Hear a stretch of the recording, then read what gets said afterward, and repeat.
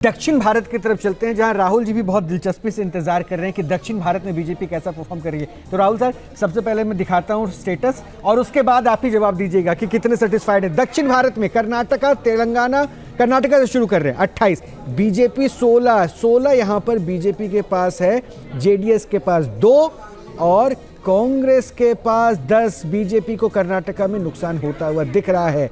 दक्षिण में हालांकि कर्नाटका के विधानसभा चुनाव में भी बीजेपी यहां से हार गई थी और यह माना जा रहा था कि शायद कर्नाटका में इस बार बड़ा नुकसान बीजेपी को हो सकता है। इसे हम अभी नुकसान की श्रेणी में लेके चलते हैं, अगले राज्य की तस्वीर भी दिखा देते हैं।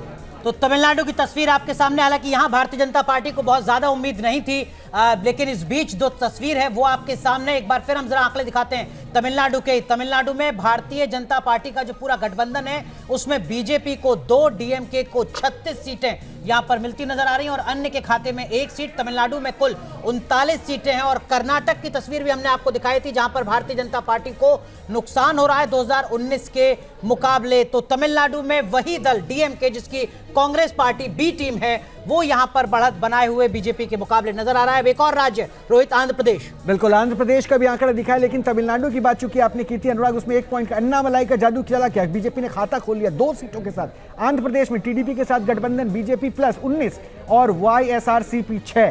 कांग्रेस का खाता खुलता हुआ नहीं दिख रहा है। हालांकि ये मान के चला जा रहा था कि तेलंगाना में अच्छा परफॉर्म करेगी बीजेपी अपने गठबंधन के साथ। राहुल जी, सबसे पहले कमेंट दक्षिण भारत के। तेलंगाना भी आपके सामने, तेलंगाना भी बीजेपी 9, कांग्रेस 7 और एआईएम 1। हैदराबाद संभव है। राहुल सर, ये अपेक्षा के अनुरूप ही हैं। कर्नाटक में भी कम से कम मुझे तो ये उम्मीद थी कि लग ही रहा था कि बीजेपी को नुकसान होगा, लग रहा है कि वहाँ पे हुआ है, लेकिन उतना नहीं जितना कई लोगों को लग रहा था। तमिलनाडु में सबको स्थिति जाहिर थी, वहाँ पे अगर 2 सीटें मिलती दिख रही हैं बीजेपी को, तो एक कोयम्बटूर की हो सकती है, कन्याकुमारी की हो सकती है। अन्नामलाई का एक जो पूरा एक फिनोमिनन के रूप में वो आए वहाँ पर बीजेपी के जो प्रदेश अध्यक्ष हैं, हाँ। तो उन्होंने एक उम्मीदें जगाई थी, तो हमारा सर्वेक्षण बता रहा है कि वो वहाँ कामयाब हुई है। आंध्र प्रदेश में कॉन्फ्लिक्टिंग रिपोर्ट्स आ रही थी। ये तो तय था कि टीडीपी और बीजेपी का गठबंधन वहाँ पर काफ़ी आगे रहेगा। टीडीपी वाईएसआरसीपी से इस बार टीडीपी की तरफ पेंडुलम जाना ही वाला था, तो वहाँ बीजेपी को इस गठबंधन के कारण काफ़ी फायदा हो रहा है। अब वोट शेयर आएगा तो पता चलेगा कि बीजेपी को वोट शेयर में कितना फायदा हुआ है। यानी 2019 में 0.96 वोट परसेंटेज था बीजेपी अलायंस का, 1% से भी कम। हाँ। उस लिहाज से तो ये मतलब ये बहुत अच्छा आंध्र प्रदेश में इसको टीडीपी की जीत के रूप में हमें देखना चाहिए। वोट शेयर बताएगा कि बीजेपी का योगदान इसमें कितना है। मनोज सर, आप कुछ कह रहे हैं? हाँ, ये देखिए, तमिलनाडु एक बहुत ही इंटरेस्टिंग स्टेट है, क्योंकि तमिलनाडु में पहली बारी कोई नेशनल पार्टी पिछले 40 साल पे अपने दमखम पे इलेक्शन कॉन्टेस्ट कर रही है। आज से 40 से, क्योंकि कांग्रेस ने भी वहाँ पिछले 40 साल में इंडिपेंडेंटली कोई इलेक्शन कॉन्टेस्ट नहीं करा। वो हमेशा ही डीएमके या फिर दूसरी पार्टी के एडीएमके के जूनियर पार्टनर की तरह ही रही है। तो बीजेपी का प्लान बेसिकली तमिलनाडु में कुछ ऐसा है कि इस इलेक्शन में उन्होंने पूरी ताकत के साथ कॉन्टेस्ट किया, वहाँ उनका बेस है काफ़ी ज़्यादा हो गया। और तमिलनाडु में अगर लेट अस अज्यूम कि बीजेपी को जैसा कि हमने देखा कि अगर उन्हें 15% वोट मिल जाता है तो वहाँ वो एक स्ट्रॉन्ग पार्टी के रूप में एस्टेब्लिश हो जाएगी। और एडीएमके, क्योंकि जयललिता की डेथ के बाद एक लीडरशिप वैक्यूम वहाँ पर है, तो बीजेपी को ये आशा है कि धीरे धीरे वो जो वोट बैंक है वो वोट बैंक बीजेपी की तरफ शिफ्ट होगा। तो बीजेपी के लिए ये सबसे बड़ा इस इलेक्शन में, ठीक है उनके जो भी नंबर आएंगे, लेकिन ये भी एक बहुत बड़ा उनका अचीवमेंट होगा। लेकिन हरीश रावत साहब, जब तेलंगाना को बनाया गया था आंध्र प्रदेश से अलग, तब आप सत्ता में थे, आप तो खुद मंत्री थे केंद्र सरकार में।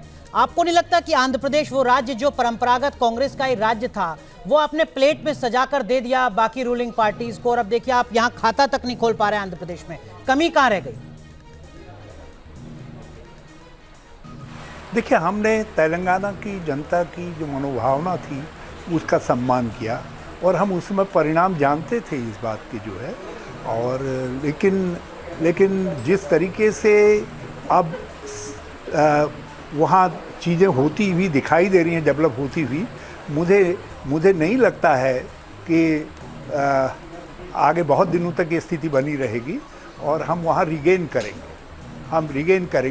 हम बहुत लॉन्ग टर्म स्ट्रेटेजी के आधार पर चल रहे हैं, इसीलिए हमने वाईएसआर की फैमिली मेंबर को अपना मस्कट बनाया है, उनको आगे रख करके चुनाव में लड़े हैं और ये पहली बार लड़ी हैं वो, तो हमें उम्मीद है कि आगे आने वाले चुनावों में उसका लाभ मिलेगा। इनके सर, आपको लगता है कि आंध्र प्रदेश गवा दिया है कांग्रेस पार्टी?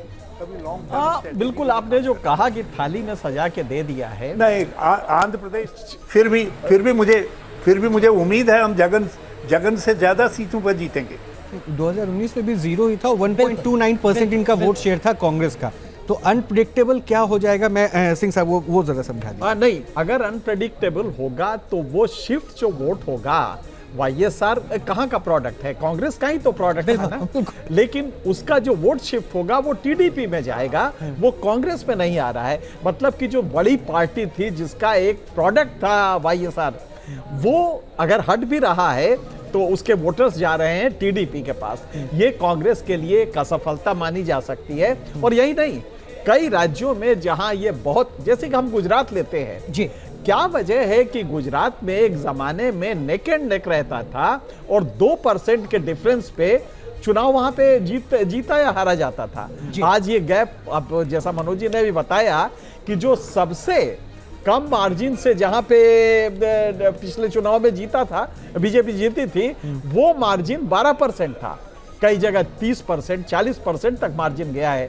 तो कांग्रेस ने कई जगह एक थाली में सजा के विपक्ष को, सत्ता पक्ष को, मतलब बीजेपी को या अन्य पार्टियों को अपना वोट दे दिया है। मेरे ख्याल से इसमें सुधार करने की जरूरत होगी। इनके साथ केरल की तस्वीर और जरा दर्शकों को दिखा दें एक बार। देखिए, केरल में कुल 20 लोकसभा सीट हैं और केरल का जो जनादेश है 2024 का न्यूज नेशन के सर्वे में, उसके मुताबिक कांग्रेस पार्टी को 19 सीटें मिल रही हैं, अन्य के खाते में 1 सीट जा रही है। लेकिन इस केरल के जनादेश का मतलब क्या है? क्या भारतीय जनता पार्टी का वोट प्रतिशत बढ़ रहा है? किस तरीके से अपनी उपस्थिति दर्ज करा रही है? इस पर भी चर्चा करेंगे। बड़ी कवरेज लगातार जारी है।